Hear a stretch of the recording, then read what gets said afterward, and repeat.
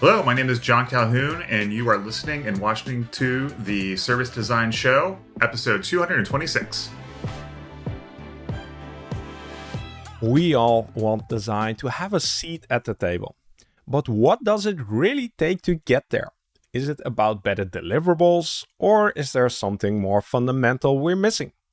In this episode, we're tackling that head on, exploring how DesignOps is becoming the bridge between design and the actual business outcomes. Hi, if you're new here, welcome to the Service Design Show, where we invite the brightest minds in our field and explore what's truly needed to design great services that resonate with people, push businesses forward, and of course, honor our planet.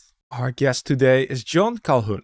John is a Senior Director of Design Operations at Salesforce and the co-author of the book that designed Conductors, the first book solely focused on DesignOps. John argues that DesignOps is crucial to doing good design, especially at an enterprise scale, and that every company is already doing operations, some are just doing it better than others.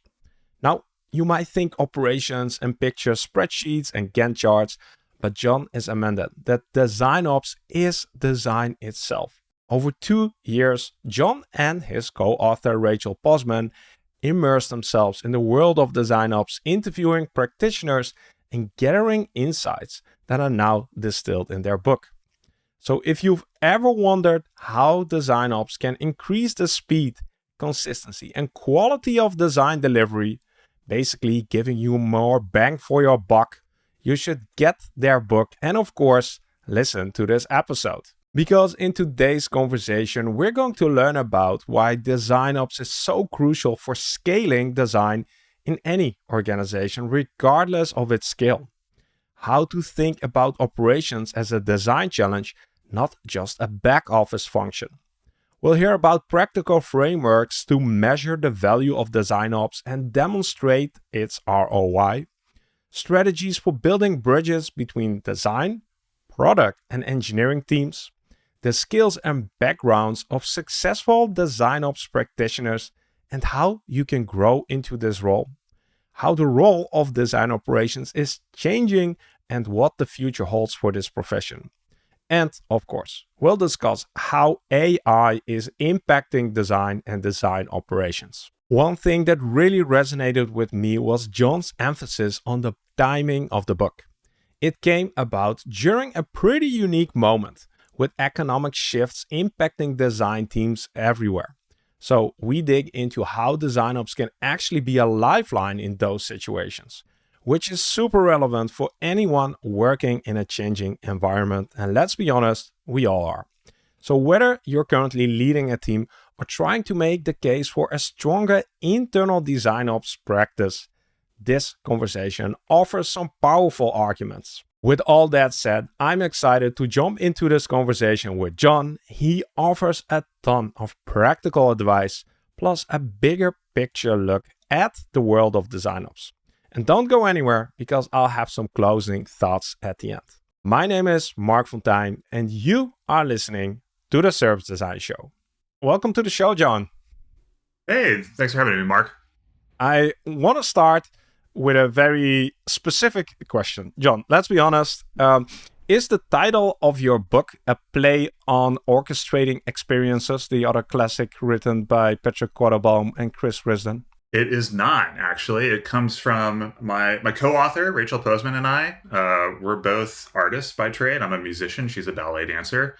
And so it actually comes from the concept of conducting an orchestra. So imagine being up there with a baton. But when we came up with the name, the Design Conductors, we were imagining design operations as the conductor and designers being the orchestra and getting everybody to play in harmony. So that's where we came up with the metaphor. Nice. There are so many metaphors and analogies with music and orchestration and the awesome. Thank you for this. So to kick things off, I think a lot of the listeners of the Service Design Show will be familiar with DesignOps. We've covered it quite as extensively, and I think we'll continue doing so in the future. But for those few who maybe aren't yet very familiar with the terminology, how do you and Rachel define DesignOps? Well, in a nutshell, we think that design operations is design, but what we mean by that is that we use the methods of design. So, research, discovery, delivery, definition, however designers work, we use those methods in service of programs, not pixels. So ultimately, we are the group that is responsible for making sure that we understand how design gets done, that we help designers do the best design work of their lives and of their careers, and that we're creating the business culture and the business conditions where great design can thrive. So it's as much a program management role as it is a organizational and business role to make sure that there is space for great design to happen, whether you're in a software company, a hardware company, or a services company. Cool. Thank you. Thank you for getting that definition. So you recently published a book called The Design Orchestrators or Orchestrator. The Design right? Conductors. Imagine I'm up there with a baton. So yeah. Yeah, exactly. And the baton is, by the way, also on the book, The Material of Service Design. So a lot of parallels. We'll dive deep into the content of the book in a second. But first, I would like to sort of better understand your journey and what led you to the moment of actually writing a book. So I don't know, could you take us back to the moment where you feel that your journey into DesignOps started? Yeah, well, for me, I've only had really two careers in my lifetime. I started off as a game designer and then a video game producer for about 17 years. I was working on games that launched on Xbox and PlayStation and PC, so very kind of what we would call like a traditional video game designer and video game producer back in the day. I then pivoted into software design operations. And for me, what kind of motivated that shift was realizing that I could take the skills I had as a designer, thinking about experiences and the UI, and how new players and veteran players alike approach the same experience, as well as my skills as a producer, basically getting things done, Jira, waterfall charts, working with teams to prioritize. Well, those are the two critical skills of what is today called design operations. And so when I decided I wanted to leave the video game world and join the software world, I had these two skills with me. I'd only ever thought about them in the context, though, of video games. But now there was this discipline called design operations, and I immediately kind of found my home there. And so I currently work at Salesforce, working on big B2B software that probably no one has ever heard of, but it does have millions of users worldwide. It's important that we get our experience right. And I'm really kind of happy that I've been able to bring the skills and the experiences of my past into my future job at Salesforce as a senior director of design operations.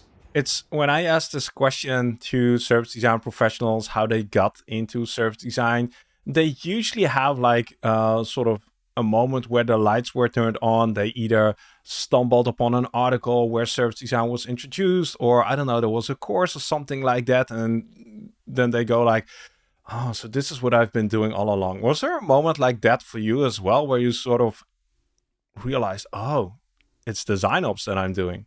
One of the things that I was reflecting on is towards the end of me making games, we were living in a moment where games were transitioning from being primarily something sold on a disc, right? That once it was out the door, that experience was immutable. So you really had to get the experience right. But as we all know, that that's not how people experience video games anymore. They typically download them, and that first experience is just one of many. It's a minimum viable product. Plus, gamers get to talk to the creators. They get to say, "Hey, I really like this part. I'd like to see more of this." They have feedback. You can gather data and telemetry about how people are playing. When I realized that all of those words are basically how software designers and software companies think, I made this mental shift like, aha, I can actually go and work in technology. I live in the San Francisco Bay Area, so there's technology companies left and right, maybe less so these days than there were 10 years ago. But I realized that I had this transferable skill of design and operations and the understanding of how experiences happen at scale and how they happen worldwide and how they're not immutable, right? They can be improved over time by listening to your users, listening to your customers. That was a set of skills I had to mentally be like, this doesn't just happen in video games. This actually happens in all of software. And I was able to make my leap into design operations by marrying that realization along with my background in those two areas. And design ops is the combination of design and operations. Now we are quite familiar with what design looks like or what it should look like. Maybe we are less comfortable with operations, like it's a black box. What happens in operations? Well, we like to think that when operations is working perfectly, it's invisible, right? Because no one should be aware of the people who are trying to orchestrate the experience at your company, at your business, etc. Because you want it to feel seamless. You want to feel like it's organic. So when good operations is going on, it's largely something that you shouldn't notice. It's only when things go sideways that all of a sudden you see a need for operations. And we also say that operations, especially in design, it's always there, right? It's inevitable. Whether you have someone, a design program manager or an official design ops role, the work is going to happen. Whether that work happens by a designer, by a practitioner who's dedicated to it, or by nobody at all, that work is going to suffer or happen. But ultimately, it's something that all companies have at its core, whether they realize it or not. So what does good operations look like? Well, good design operations is a practice of people who are focusing on the people, they're focusing on the processes, and they're focusing on the platform of the business. So who's taking care of the designers first and foremost, but also their relationships with product leaders and engineers, their customers, their users, research, etc. Who's taking care of the processes, like making sure that those designers and those teams have the right tools at the right time to get things done. Who's providing the clarity of what's important now, what was removed from the roadmap, how are we working with other teams to make sure we're delivering a consistent experience. That all happens through good processes.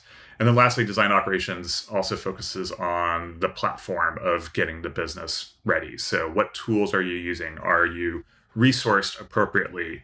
Are you allocating designers based off of both their skill sets, but also their ambitions? How are you integrating design into the overall fabric of your business so that you're leading with design and not just reacting to customer mistakes, et cetera? So that's kind of like broadly some of the parameters that we would use when we think about design operations. One thing that you are very explicit about, you also state this on the Rosenfeld Media website. Like, I think it's the first answer to the Q&A, what the key takeaway is of the book, is you say DesignOps is design. You could have also said DesignOps is operations, but you didn't.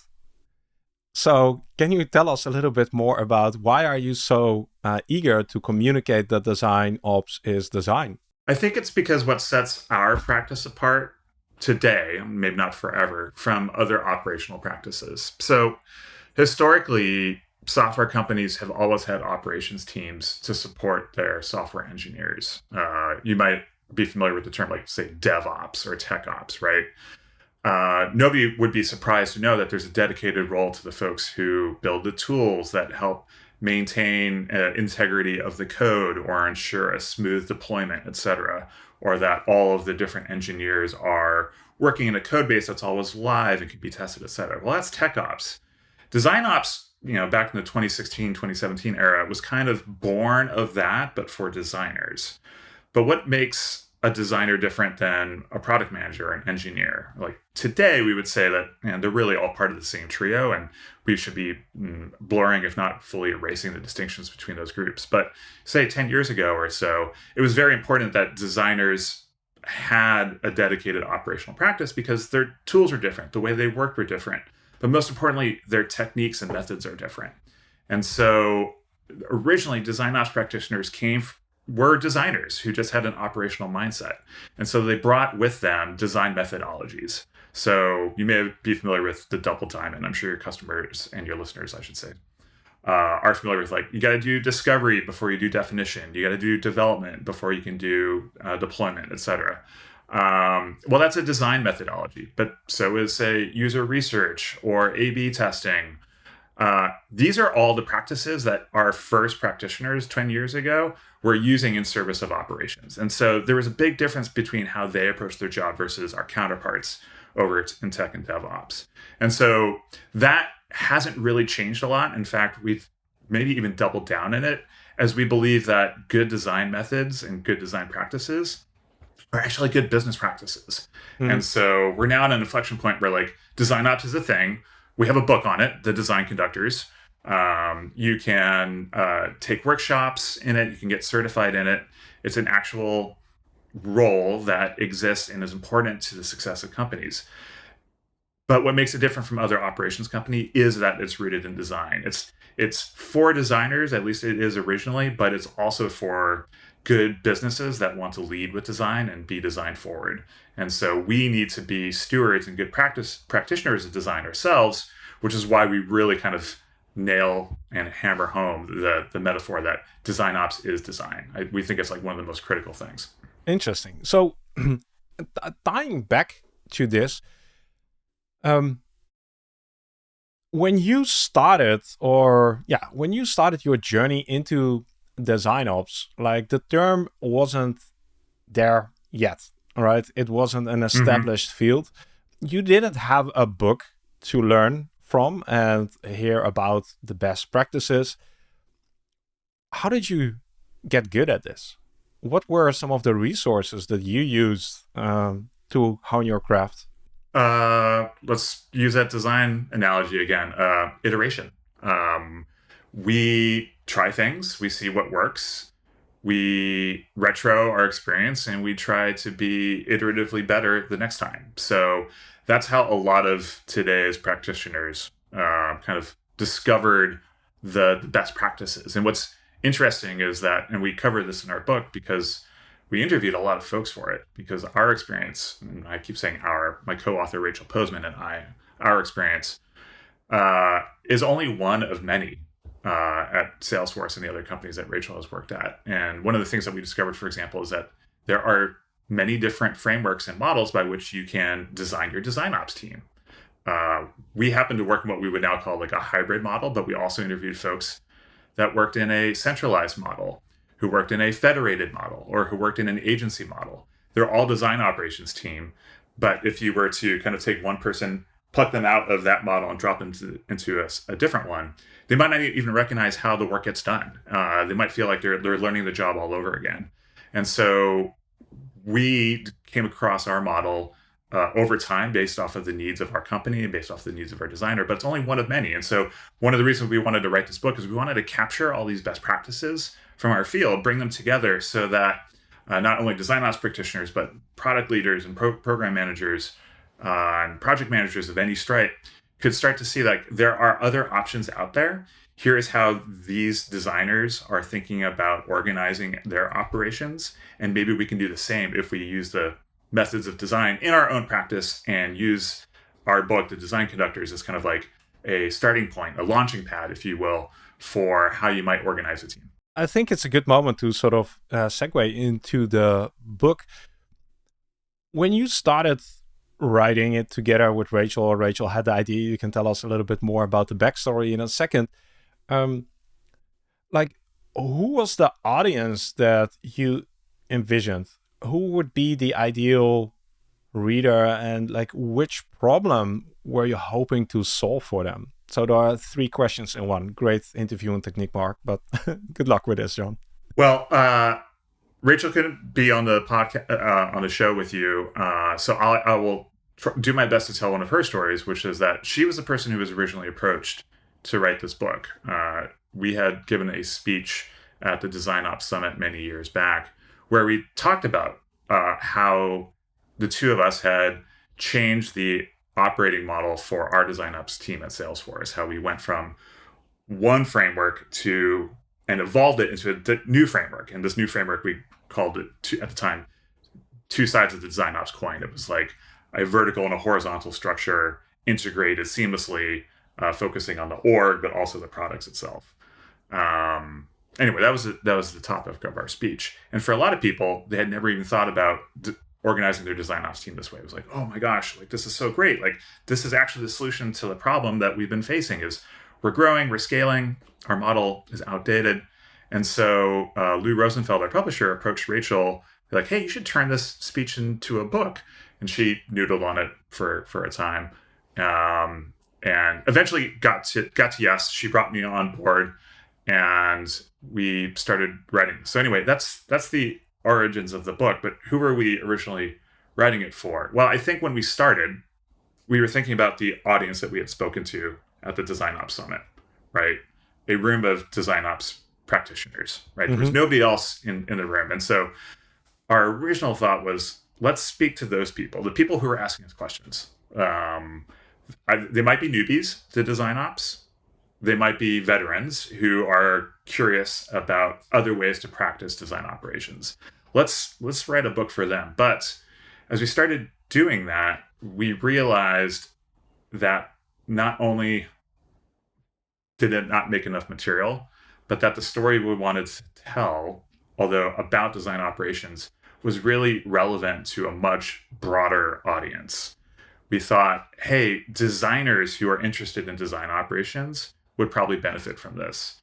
Product managers who work with design ops in their day-to-day life but maybe don't understand the role would really benefit from having a field guide for understanding, like, hey, who are these DPMs who keep showing up to my meeting and raising their hand to help operationalize some design practice or design problem. We thought that engineers would benefit from it and program managers.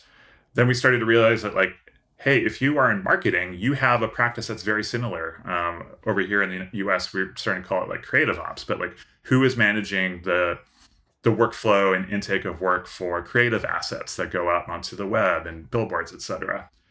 They could probably benefit from learning this as well. And so eventually, from our original concept of like, let's write a book about design ops for design ops, we ended up writing a book about operations rooted in the practice of design for all kinds of practitioners. The people who work with designers, the people who work with operations, the people who have no idea what either of those words mean, but are still living that inevitable operational work day to day in their life. Eventually, we're kind of like imagining, what if someone in healthcare or finance was reading this book, right? Like, they want to make a patient experience better or a customer experience better. They could probably benefit from learning how other people think about making experiences better, both for end users, but also for the people who are making the experience. It sounds like an alternative title could have been Design Driven Operations. It could have, yes. Yeah. Interesting. It would have been a little hard to wedge in a musical metaphor with that title, but it definitely would have been accurate. So now the book came out in October, if I'm not mistaken. We're recording this in April 2025. That's about 6 months down the road. Who has been reading the book? So you had an idea who it's for. Like, who are you getting feedback from? Hard to say, because this is my first book that I've ever written. It's also the first book that Rachel's ever written. So we're kind of learning what the experience of being an author is like post-launch in real time. We don't get a ton of data in real time, unfortunately, about who our audience is. But we do get to see people periodically on LinkedIn or social posts say like, hey, I just discovered this book called The Design Conductors. I didn't realize I was doing this job the entire time. I consider myself fill in the blank. I'm a designer, I'm a DevOps, I'm a program manager, a project manager, etc. People are posting like, this book actually described me. It's like people are discovering themselves for the first time. And so who is reading our book? All kinds of people are reading our book.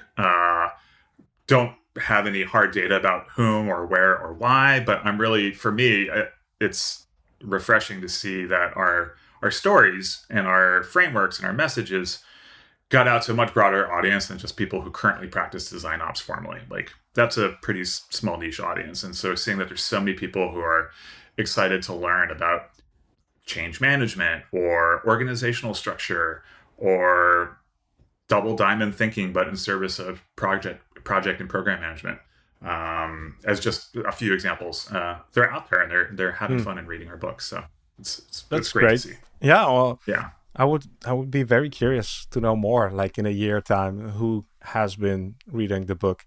I'm curious, why now? So what do you feel makes this the right time for a book on design operations? Why not, I don't know, 2 years ago? Why not wait another 2 years? Was there anything in particular about this moment that was the right moment? A couple of reasons why now. The first is that professionally, Rachel and I both have been doing this at one place long enough where we have a body of work where that we can draw upon to inspire and write a book about. What has worked for us is important, and we wanted to share that. We've also reached a maturity point in the practice where we are not the only ones who've been doing this for 5 or more years. There's a broad community in the US. We connect over DesignOps Assembly, so shout out to them, which I believe is it's also worldwide. So it's not just the US. But there's a broad community of practitioners who are also sitting on their best practices and their frameworks and their organizational models. So one reason why now is we've finally hit an inflection point where there are enough stories to tell, there's enough best practices to share, that we felt it was important to bring this all together in one place. Because the second reason why now is in the last few years, economically, companies have been going through some hard times, right? There's been layoffs in all kinds of roles, from engineering to product management to design. But what hasn't changed is the value of a good user experience. Like, we know, and we have the data in the book to show that good design is a good business investment. One of my favorites is like a well-designed commerce website can increase conversions and sales by up to 400%, right? Literally just designing something better is good business.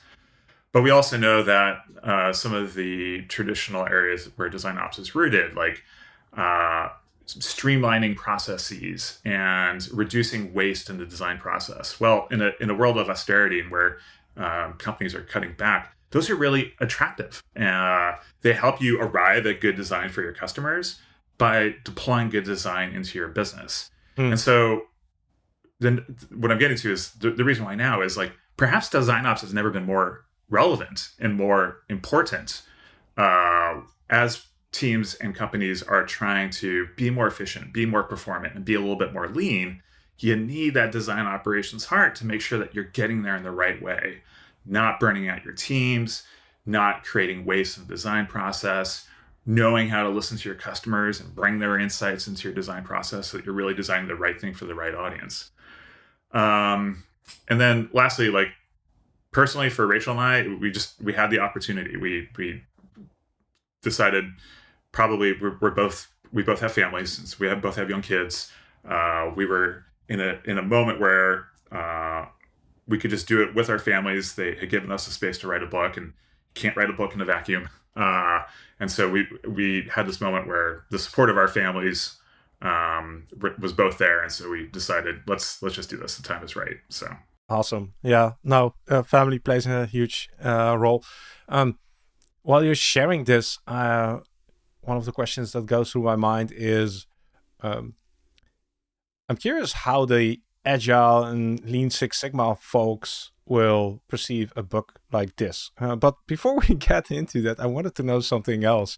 So you mentioned iterations a lot, and I'm curious, could you take us through the current structure of the book and how it has evolved over time? Like, did you shift things around? Did it change, or did it stay as it was from day one? No, it's a great question, because it did shift. So the current structure of the book, it's using our musical metaphor, we kind of conceived it as a suite, which I think traditionally has 4 parts to it. Our final book has 5, so maybe 5 acts is a little bit more apt. Not exactly Shakespeare, but let's stay in that vein for right now. So the first part talks about the origins of the practice. So we really thought it was important to root our readers, regardless of their experience with design ops, in the basic definitions of the term, where it had come from, what are some of the core tenets of design operations. The second part is all about the practitioner. So who are the people who are typically doing this? Where do they come from? Well, our research has shown like there's 3, and to a lesser extent, 4 primary backgrounds that design operations practitioners come from. So what are the common skills of those backgrounds? Like, what are we all kind of mutually bringing to the table? what are different about those backgrounds where people can bring something unique and bespoke into the role.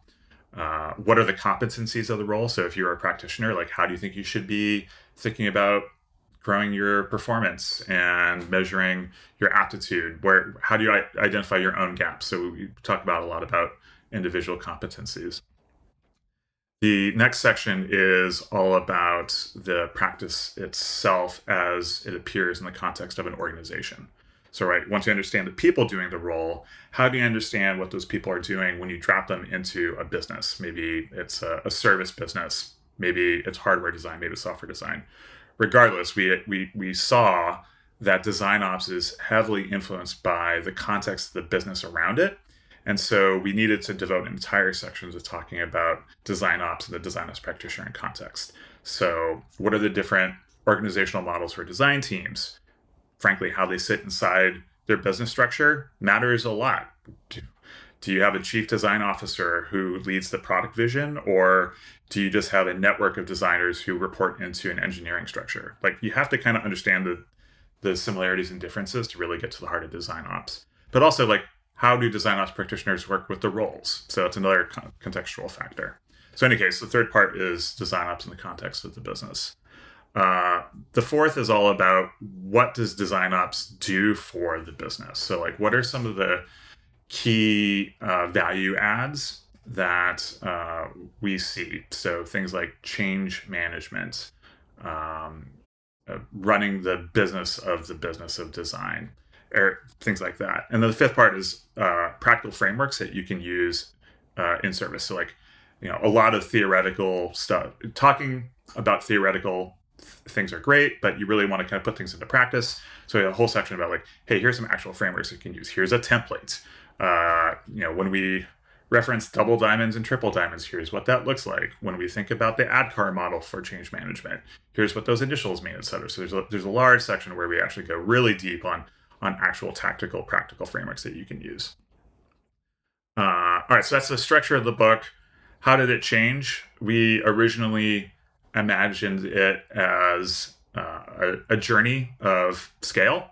So we kind of were imagining, what if the quote unquote hero of our story was somebody who was new to design operations, came into it through those various backgrounds, was the accidental DPM on their team, so doing that inevitable work of operations, how that person might grow a practice from 0 to 1, 1 to some to many, and from there, then what? Where does a design ops career take you if you should choose to want to exit the field? And that we kind of saw like that's an end-to-end linear narrative. Well, for various reasons, we didn't want to anchor our story in a single hero, real or imagined, who was only doing design operations, because we saw that this book was relevant to all kinds of roles. And second, it just didn't fit a lot of the things that we were learning. So we needed to address AI. Like, where does that fit into the life cycle? Frankly, everywhere, from the alpha to the omega. And also, as we were writing the book, we kind of talked about economic shifts in the global economy. Well, that was happening to us in real time.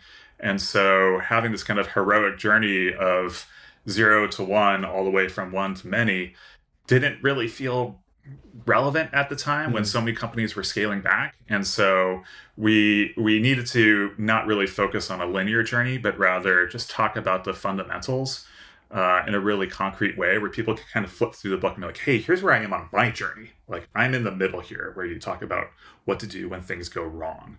Or I'm actually one of the lucky ones. I'm in a scaling journey. So this part of the book is relevant to me because I'm really interested in scaling my design team. So how do I run a good design ops interview, or what are the competencies I should be looking for? So it's much more kind of like a choose your own adventure in terms of where our readers are in their own journey today.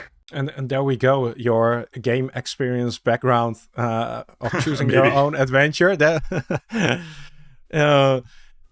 thanks. So out of these 5 acts, which one was for you personally the most fun and interesting to work on, and why? I really enjoyed writing the section that was design ops in the context of the business. I don't know why. but I really enjoyed researching and trying to codify what other roles do. Right, I kind of intuit it right now in my day-to-day life. I work with all these roles that I write about, but to essentially write like a brief job description in a way of like, here's what a product manager does, or here is what an agency does, like a creative agency. uh, I found it kind of challenging because this is like, I am definitely not an expert here, and so being able to engage with the people in those roles was fun for me, so that I could say like, all right, this is just two people's perspective, but for example, here is what a scrum leader does on their team.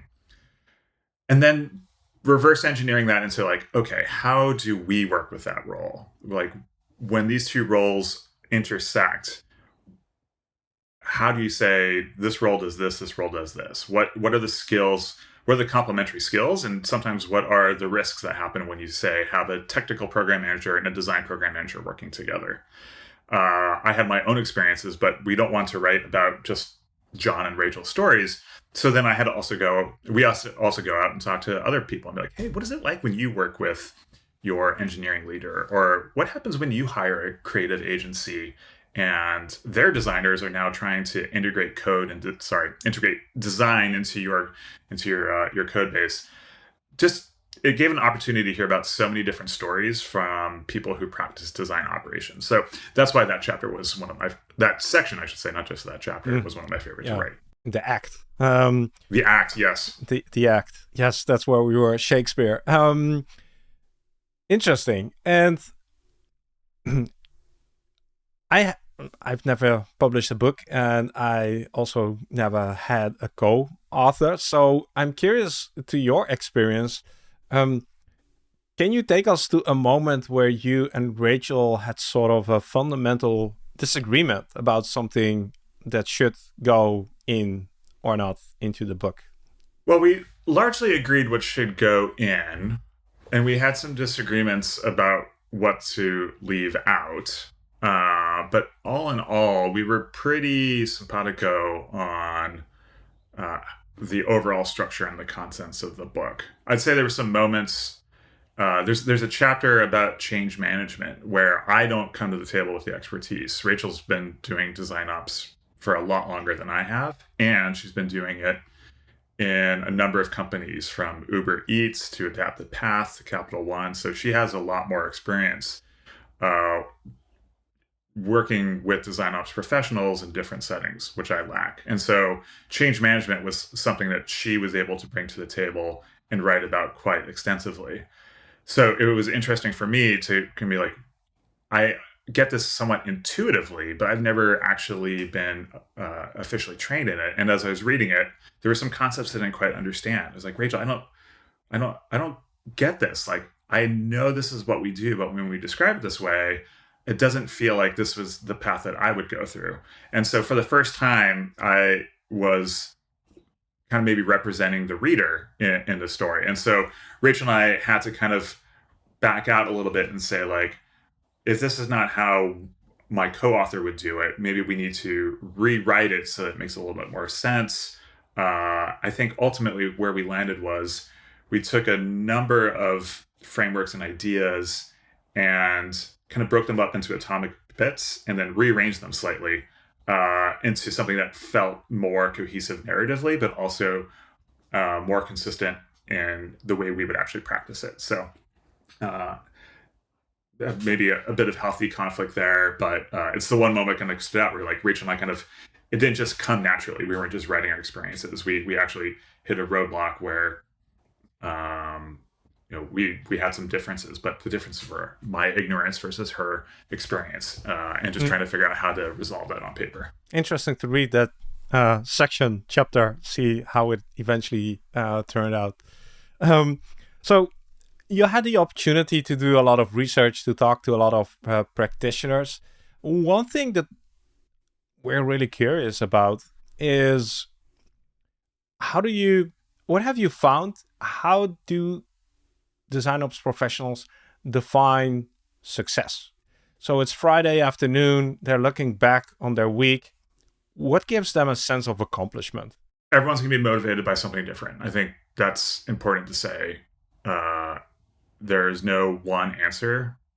There are just different ways of understanding how people would define success. So just want to contextualize, this is not for everyone. Yes, this is the classic design answer. It depends. Let's bring it back to you. How do you define success? What does Well, I was going to get to everybody eventually. Value add. So I think the thing that motivates most of the people that I work with is at the end of the day, they want to know that they have added value to their organization. So what's different is how do you measure that value to whom, etc. But we like to see ourselves as a good return on investment, and that means ultimately there's going to be some value created that wasn't there before. Maybe that value is measured in efficiency, right? So designers are not wasting time. Maybe that value is actually in business metrics. You've increased conversion rates, you've added MAU, you've put more dollars in the piggy bank at the end of the day. Maybe it's valued in the culture that you're building at your company, right? Is it more diverse, etc. So we want to see that there is more value at the end of each week than there was the week prior. How do you gauge that? Because that's a great question. These processes take a lot of time, and sometimes it's very hard to quantify. Yeah, it is hard to quantify. We have two frameworks in the book that actually I'd recommend to help you or help anyone really think about how they can measure their own value in the context of their business. So there's a chapter dedicated to value, and the two frameworks that we talk about, one is probably familiar to your listeners. So it's the jobs to be done framework. So we talk about how you can use the jobs to be done framework internally to actually discover how much value you are adding to your customers, who are, for DesignOps practitioners, the design org itself. So we kind of use this business methodology, but turn it around and invert it and say, like, imagine DesignOps is actually the product, and designers and product leaders are the customers. Why are they buying DesignOps? So that's the question that you start with. And we kind of talk through the jobs to be done framework in that sense. How do you actually go out and interview your customers? How do you understand their jobs to be done, right? How do you connect the solutions that you're building or not building and measure those as, like, are they actually moving the needle on their jobs to be done? Are they, I won't get into the details at this point because I will go down a rabbit hole. But okay, so jobs to be done is one framework. So by understanding who your customers are, what their jobs to be done are, and how they measure whether or not that job is successful is one way of figuring out, like, is what I'm doing as a DesignOps practitioner actually working, right? And so you can reverse engineer the value that you're adding by actually measuring the value of your jobs to be done, of your customers' jobs to be done, relative to the solutions that you're offering them. And the second framework that we recommend for measuring value, we call it the HEROES framework, and Rachel Postman came up with this. So this is a unique framework to our book, The Design Conductors, and it's different from the jobs to be done, which is a bit of for like mature companies. This is, by contrast, kind of like an out-of-the-box framework that you can use. It's literally a list of metrics that we know to be true for measuring value against 6 different criteria. So each of the letters in HEROES stands for a category in this framework, and I don't have them in front of me right now, but like the E in HEROES stands for effectiveness, and the R stands for readiness, etc. Within each of those, there might be a list of 10 to 20 things that you might measure to validate whether or not you are actually adding value to your organization. And then at the very end of that, we talk about, all right, now that you're measuring these, you know what you really got to do is move the needle and measure the change and the rate of change in these things. So you don't just want to say, measure how many Figma licenses are going unused in your organization. You need to be measuring the reduction of waste, the reduction of unused Figma licenses. And when you start to think of it that way, now you're adding real value to the organization because you're putting dollars back in the bank. You are improving the end user experience, and you are increasing the effectiveness of the organization by measuring the rate of change of our HEROES metrics and not just the metrics themselves. Awesome. Good to check those out. Still, I want to explore this a little bit deeper with you. Mm-hmm. Correct me if I'm wrong, but I I'm going to guess that on a Friday afternoon, you're not sitting behind your computer looking at Google Sheets, filling in a few metrics to gauge whether or not this was a successful week. I can imagine that you do this, I don't know, every month, every quarter, something like that. So in those weeks between those measurement months, how do you know that you're on the right track? How do you know that you're moving in the right direction? I have a pretty low fidelity way of doing that, and I'll share it with you right now. Sure. Yeah. Sticky notes. Okay. Literally. What's on your sticky note? Yeah. I can't read what's on my sticky notes. Maybe I'll share this one, although I know it's going to be blurry because my kid wrote this one. It just says, "You are the best." Yeah. So I share my sticky notes to say, like, this is a very crude but effective way of me to make sure that I am on track and adding value. You could ask any DPM, any design ops practitioner, and say, what is on your to-do list? And they will share with you a scroll that unfolds like Santa Claus's naughty nice list. It just keeps on going. I don't know why. Our to-do lists are enormous, and I have coached people to become comfortable with knowing that they will never get done, right? So it's not about accomplishing everything on your to-do list. It's about prioritizing the things that matter on your to-do list. And every week, I reorganize my to-do list. What are my key deliverables? Who are my key stakeholders? What is urgent versus what's important? Every Monday, I reorient that, and I just pull the top 3 off that list, write it on a sticky, and I stick it on my computer. Because I know I have to prioritize based off of what the business needs, what my stakeholders need, what my designers need. And if I lose sight of that focus, I'm not going to add the value that I need to. And so by the end of the Friday, if I can take one of these things off my monitor, crumple it up and put it in the trash, that means I am adding value that week. Yeah. Doesn't mean I've done all the things. There may be very important things that are at the bottom of that list, but I did the right thing at the right time for the right people. And that, at the end of the day, is how I measure my own success. Very recognizable. And you, the sticky note that you shared, that was basically a testimonial that you had up on the screen, which is also a good way to measure whether or not you are on the right track. John, you've been immersed in design ops a lot, and it's in flux maybe more than it's ever been. How would you describe the current state of design ops? I'd say the current state is actually quite good. We, as a practice, generally speaking, we're in a scaling mode for many years. When I joined, it was certainly scaling.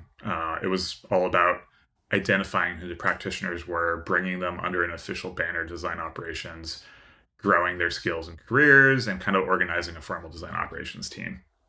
That was the context by which this book originally was conceived. Then for a few years, we were in an economic downturn, and I don't just mean we, like my company, I mean the world was in a very challenging place.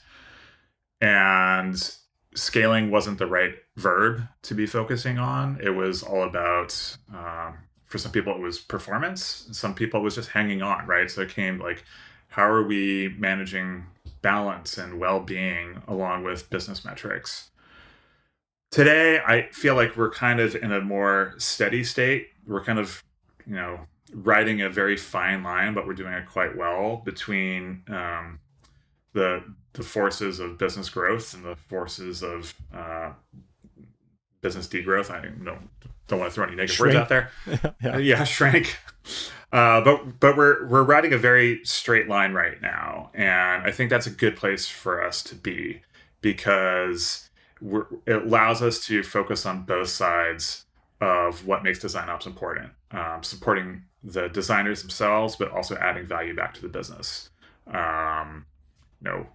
It's like growth and margins, right? We're kind of squeezed between those two, but we finally found our lane between in that space as design ops practitioners. So right now, I feel like we're in a good place. And it also means it's the right time to be really focusing on the fundamentals of design ops and start to let's not be as experimental and bespoke as we were in the past, right? The forces of efficiency are going to require us to codify a little bit, and we don't have as much time, for example, to experiment as we did. We need to always bring that forward because it's in our DNA.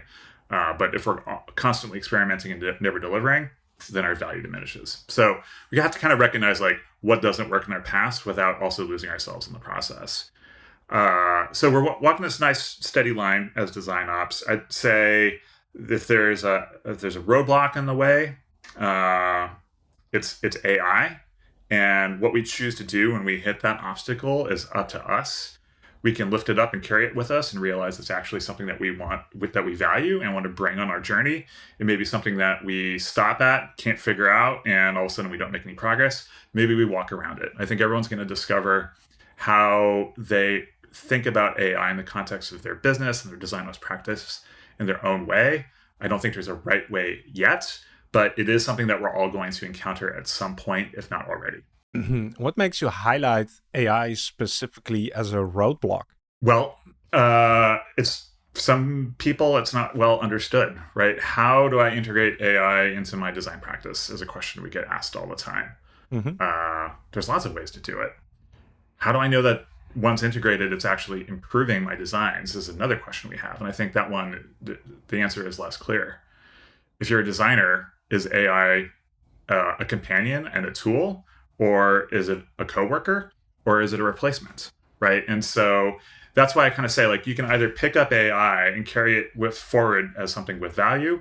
You can be flummoxed by it and not understand what to do, or you can go around it. But everyone's going to encounter AI at some point, and they have to come up with a strategy that's right for them to figure out how they are going to adapt their business broadly, but their design processes specifically around AI. Because one thing that I believe to be true, although time will tell, is it's not going away anytime soon. And it's also only going to get better. And so thinking about how we adapt AI, like I said, either as a tool, as a coworker, or as an employee, is going to be something that's really important to design ops in the future. If you think about this, AI as an opportunity, what excites you the most? What excites me is that AI is really good, or should be really good, at doing the mundane things that, frankly, designers don't need to be spending time doing.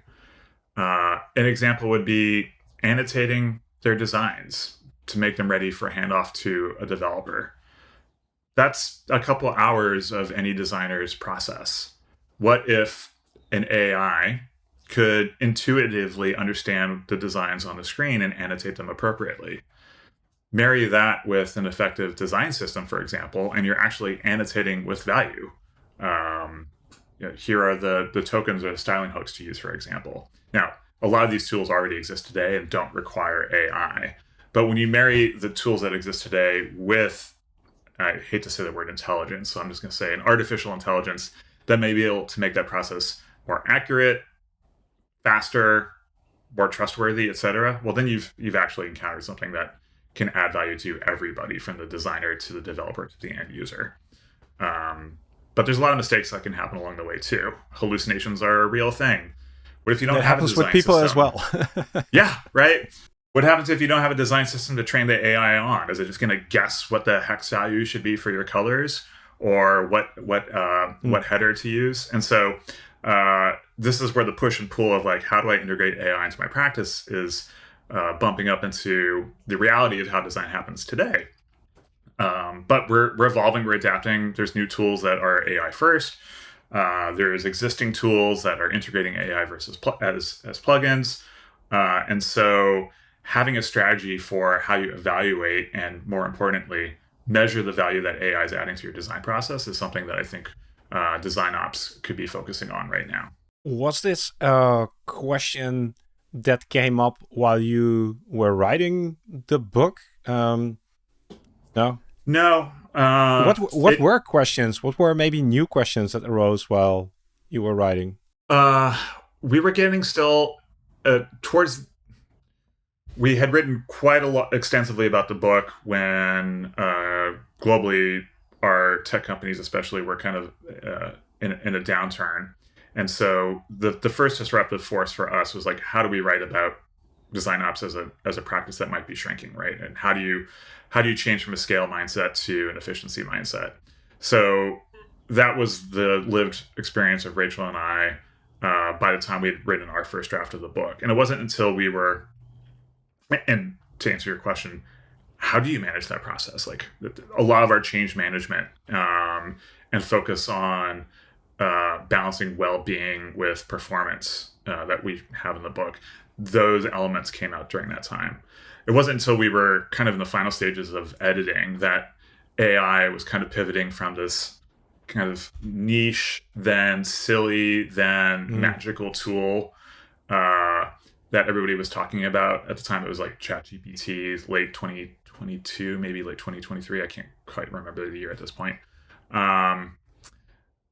And it was too late for us to have anything to say that was worth putting on paper at the time.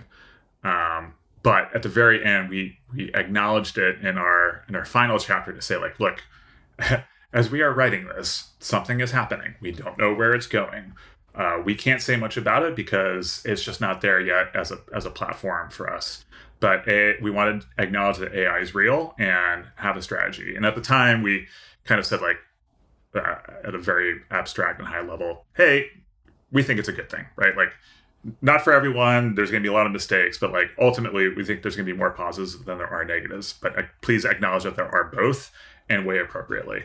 But since then, we've been living in the AI space very heavily at our company and our design ops practice, and it's one of the things that I think, if there's a volume 2 of this book, I think half of it could be dedicated to design ops and design with AI. Because right now, if everything's heading in the directions that they're looking like now, it's going to be something that's really important to anyone who works digitally, and of course that includes designers. So I know Lou Rosenfeld is a huge fan of the show, so he's listening to the podcast, and probably the contract offer for the sequel of the book is already in your inbox by the time that you are reading this. Is there anything else that you'd include in a sequel except or next to the AI part? Anything that you had to leave out? I would have to go back through our notes to see what got left on the cutting room floor, so to speak. I know, in addition to being able to wax nostalgic about AI, I believe that we had a lot more frameworks. I should say Rachel especially had a lot more frameworks that she wanted to share. So practical frameworks that, for all intents and purposes, you could Google and look and find in other books, but she really believes that it was important to bring these all into one place and have a single lens into, here's the complete toolbox for a design ops practitioner to pull from. Not every tool is right for every job, but it is important to have every tool at your disposal. And so I think, in addition to talking about AI, if there's one thing that we would add, would be to include even more tools in our toolbox framework at the end of the book, so that we could have an even more complete set of resources and paths forward for our readers. A tools repository, DesignOps tools repository. Sounds like an interesting project to pick up on. John, we like to sort of wrap up our conversations with a question to think about when we're walking the dog, doing the dishes, or taking a shower. What's a question that you feel is worth spending our time and attention on? Gotta give me a little bit more guardrails here. That's a very big question to ponder here. In relation to design ops, and we are a service design community who are listening to this, probably interested in what's in the book. What's something that you feel could be worth thinking about, exploring in relationship to design ops and service design? I think the thing that I'm constantly thinking about when I'm walking the dog, which I have, and doing the dishes, which I do, is how we are being more connected with the business itself. And so how we, as design ops team or practice, show up beyond the walls of design and beyond, in a perfect world, beyond the walls of the product trio of design, product management, and engineering. I think it's really important for design ops to help the business understand the ways that good design can lead to good business outcomes. And I think it's important for design ops to understand what business outcomes matter. And so being more connected to the business, to understanding its obstacles at kind of a macro level, pricing, packaging, TAM, total addressable market, and other obscure acronyms. I think design ops practitioners need to become students of business, not to make its goals its own, but rather to align and connect the business goals to how can design move the needle and align and shift our organization in a direction where we're more aligned to those business goals. So I kind of find myself thinking more about business strategy these days, in as much as I think about design processes, right? But it's about trying to connect those two switches so that they are pointing in the same direction. But you can only do that if you're aware of where that business switch exists and what kind of directions it can take. And how would you summarize that into a short question? What matters to my business, and what can design do to influence it? Nice. All right, that's something we can work with. Cool.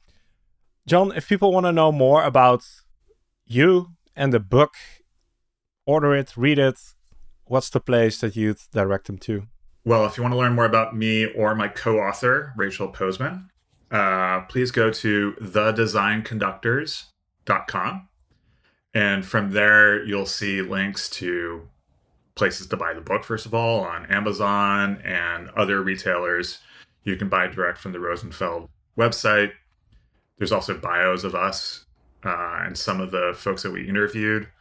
And more importantly, it's our home for connecting with our audience and talking about the design conductors and design operations in general. So go to thedesignconductors.com for more.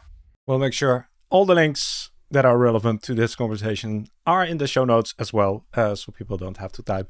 John, thanks a lot. Yeah. Anything else that you feel? Yeah. You know, if you're going to put some show notes up there, why don't we get you a discount code? What do you think? Can we get you a discount code for people who might want to buy the book direct? I'm sure that this audience would love that. I'm going to challenge you even further, John. How about we do a giveaway of a signed copy for somebody who leaves an interesting comment on YouTube or Spotify? You help me with the shipping, and Rachel and I will sign the copy. But let's give away a book, and we'll give you a discount code. So anyone who knows to look in your show notes can check it out. So all right, yes, thank you for the offer. That makes this episode even better. For the people who are still with us after an hour, this is what you get for sticking with these conversations. So thanks again, John. I'm looking at your screen. I know if you're listening to the podcast, you will not have experienced this, but I've seen a beautiful sunrise in Silicon Valley. Now it's finally light. So thanks for doing this early in your morning, and looking forward to the sequel already. All right, Mark. Well, this was a pleasure. On behalf of Rachel and myself, thanks for having me on the show. Well, that's about our time with John, and I am walking away with a renewed appreciation for the power of DesignOps. It's easy to get caught up in the deliverables, but this conversation reminded me again that creating the right environment is just as important, if not more so. And in today's climate, that's more critical than ever. So if you are looking for practical ways to make that happen, I highly recommend John and Rachel's book. There's a discount code in the show notes, and don't forget to comment for a chance to win a signed copy by telling us the publisher of the book. If you've enjoyed today's conversation with John, you can do me one big favor. Click the like button and leave a short comment if you haven't done so already. Not to feed the YouTube algorithm, but to let me know whether or not we are on the right track by addressing topics like this. Finally, before we part ways, please take a moment to reflect and celebrate that by joining us today, you have directed your attention towards learning and growing as a professional. So, from everyone who you are going to impact through your work, thank you for taking the time and making the commitment. My name is Mark Fontijn, and I look forward to seeing you again on a new episode of the Service Design Show. Take care and see you soon.